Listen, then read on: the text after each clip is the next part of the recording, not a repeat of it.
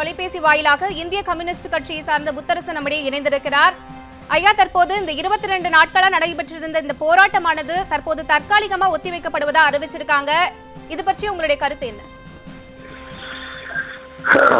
நெடுவாசல் அதை சுற்றி இருக்கிற கிராம மக்கள் நைட்ரோ கார்பன் எரிவாயு திட்டத்தை மத்திய அரசு அனுமதித்ததை எதிர்த்து கண்டித்து கடந்த 22 நாட்களாக ஒரு மகத்தான போராட்டத்தை மிக அமைதியான முறையில் வேறுபாடுகளின்றி தொடர்ந்து போராடி வந்தார்கள்.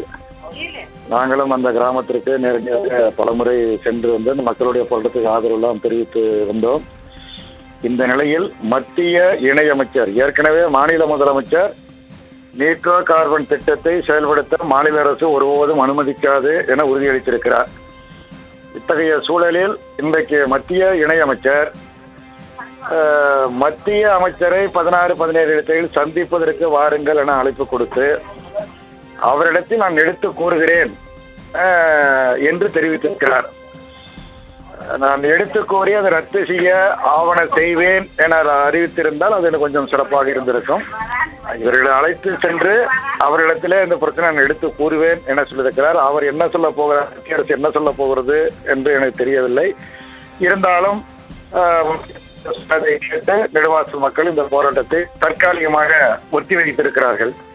அதே மிக எளிதாக இந்த விஷயத்தை முடிக்கலாம். ONGC நிறுவனம் எண்ணெய் எடுப்பதற்காக 4 இடங்களிலே குழாய் அமைத்திருக்கிறது.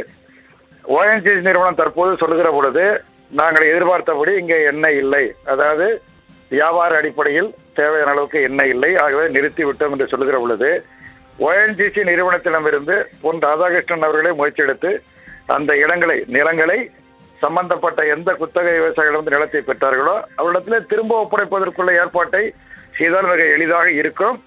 இருந்தாலும் நான் டெல்லிக்கு அழைத்து செல்கிறேன் என்ற முறையில் தெரிவித்திருக்கிறார். மக்கள் ஏமாந்தவர்கள் அல்ல. அவர்கள் டெல்லிக்கு சென்று மத்திய அரசு உறுதியாக நைட்ரோ கார்பன் செயல்படுத்துவதை, எரிவாயு எடுப்பதை நாங்கள் கைவிட்டு விட்டோம், அந்த அனுமதியை ரத்து செய்து விட்டோம் என்கிற உறுதிமொழி அவர்கள் தருவார்கள் என்கிற நம்பிக்கையில் தான் போராட்டத்தை ஒத்தி வைத்திருக்கிறார்கள். ஒருவேளை அப்படி செய்யவில்லை என்றால் மக்கள் மீண்டும் ஒரு மாபெரும் போராட்டத்தை நடத்த வேண்டிய ஒரு கட்டாயமான நிலைமை ஏற்படும். ஐயா, நிச்சயமாக தொலைபேசி வாயிலாக இணைந்து உங்களுடைய கருத்துக்களை பகிர்ந்து கொண்டமைக்கு நன்றி.